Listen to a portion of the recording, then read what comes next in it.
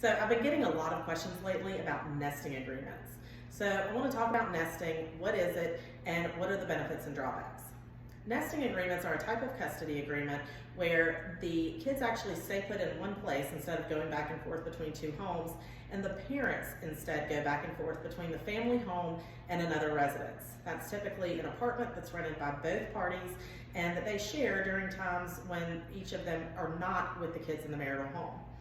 So there are some obvious benefits here, right? The kids get to stay in one place, they don't have to get used to a new schedule, and they don't have to worry about taking things back and forth between mom's house and dad's house.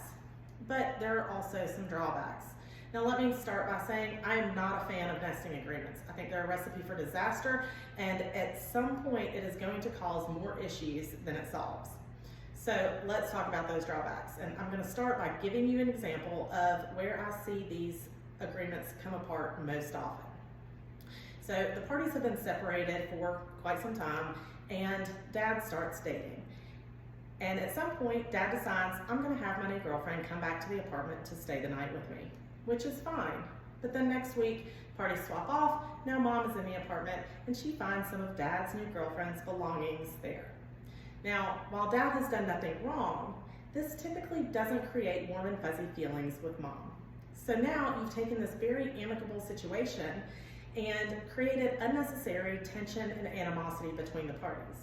Not only can that cause issues for this custody arrangement, it can also cause issues if the parties are trying to negotiate out terms related to any other issues surrounding their separation.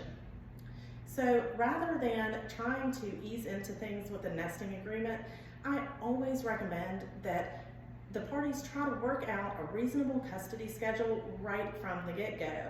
Each party has their own residence and they go ahead and get started with the custody schedule that's going to work long-term for a couple of reasons. One, it allows the kids to go ahead and get used to the fact that mom and dad are separated and we're going to live in two separate homes. But also, it allows the parties to know that they can move on with their lives when the time is appropriate without it having such a major impact on the other party.